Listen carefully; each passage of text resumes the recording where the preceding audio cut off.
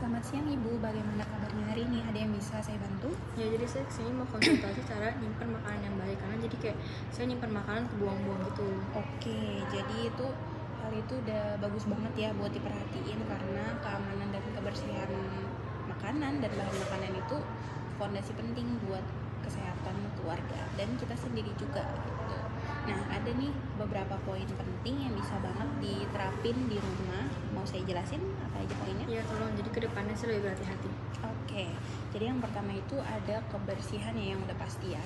Nah, kita harus cuci tangan itu minimal 20 detik supaya tidak ada kotoran atau bakteri yang menempel di tangan kita. Terus juga kebersihan di wadah, terus area dapur dan lain-lain itu penting banget.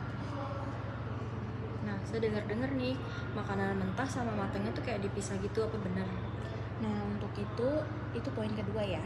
Jadi pemisahan. Jadi sebaiknya itu daging ayam, daging sapi, daging ayam itu sebaiknya dipisah dan juga jangan disatukan kalau misalnya makanan mentah dan sudah matangnya gitu ya maksudnya. Nah, terus juga agar tidak terjadi kontaminasi silang sih sebaiknya setelah makanan sudah matang gitu diganti dengan wadah atau alat-alat yang baru gitu. Berarti selain buat bikin rapi, ini juga menghindari si bakteri pindah-pindah ya? Iya, terus juga yang poin ketiga itu memasak dengan benar ya. Jadi bahan makanan yang kita masak itu harus dimasak dengan matang sempurna agar tidak ada bakteri atau bahkan bakterinya mati gitu. Kan anak saya tuh belakangan ini lagi suka makan makanan kayak setengah matang gitu, tuh gimana ya?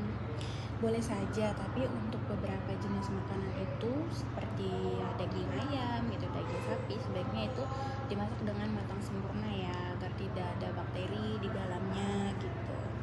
Dan diperhatikan juga tingkat keamanannya sih ya. Untuk cara penyimpanan makanan ini gimana? Nah, untuk cara penyimpanan makanan itu kalau misalnya di kulkas ya kita sarankan di bawah 5 derajat Celcius kalau di kulkas. Nah, kalau misalnya ibu mau menghangatkan makanan itu bisa di suhu 60 derajat Celcius. Nah, kalau misalnya makanan udah matang nih ya, kita taruh di ruangan gitu. Nah, di suhu ruang itu kita sarankan itu maksimal cukup 4 jam saja gitu. Berarti kita harus pintar-pintar ngatur suhu sama jam ya? Iya, bener banget.